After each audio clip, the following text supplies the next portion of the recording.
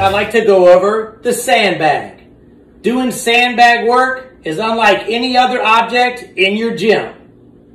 And there are 3 takeaways that I'd like you to have after we're done. If you've never owned a sandbag, you're probably missing out on one of the better implements to add to your fitness arsenal.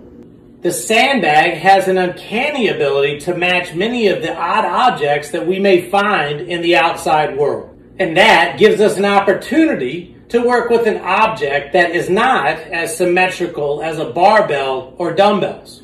Every object has a center of gravity, and so do you. Your center of gravity splits you in half with an imaginary line from front to back. The object's center of gravity is determined by the object.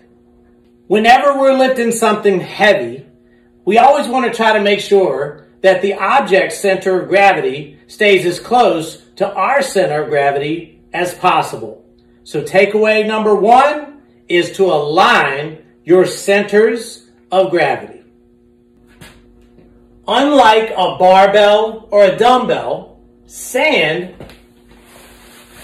moves around as you lift it, making it much different than the mechanical movement that you have placed upon a barbell or a dumbbell. Sand has a mind of its own.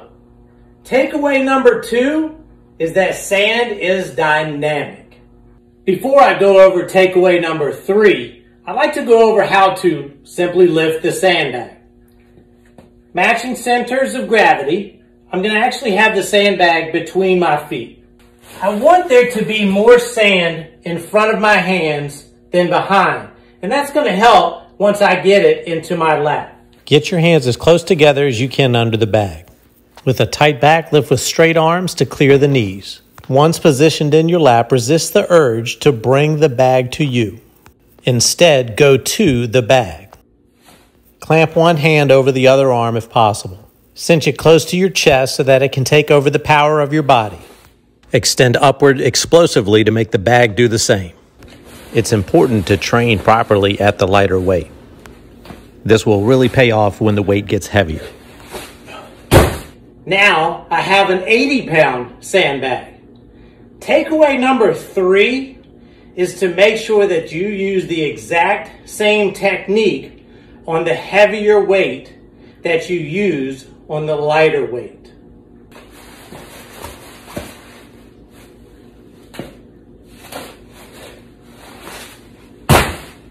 A 100-pound sandbag, same technique.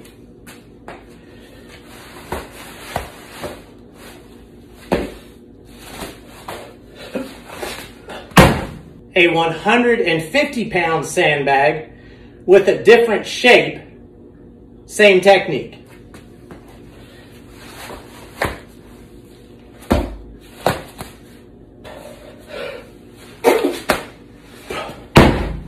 This is the exact same way we teach with barbell work. Lighter weight and heavier weight, same technique. Some common faults that we usually see: bad setup. My center of gravity isn't over the center of gravity of the bag. Bad hand placement. Dragging the knees on the way up. A bad lap and hug. The sandbag not being against the body before applying power. One question we hear a lot is about lifting a sandbag with a rounded back. Just remember that there's a big difference between a structured round back and a negligent back. And this comes from hours and hours of training, bracing, and working with lighter loads. Remember, go to the bag as best you can. Notice here, I'm able to get my hand over my opposite hand for a clamp, which is good, but not as good as if I could get that hand over my forearm. However, as the loads get larger, this will become impossible to do. You'll see here that I cinch the bag as close to my chest as possible. Stay connected during your extension. Accelerate all the way up so the bag can pick up that speed and height and continue to roll over the shoulder toward the back. Sandbags are not always thrown over the shoulder. Sometimes they stop on the shoulder, and sometimes the objective is to get it over an obstacle in front of you. At the top end of this type of training is a competitive sport called strongman. Here you'll see this gentleman use a very similar technique to what I just showed you in order to get a 420-pound Atlas stone over a hitch post.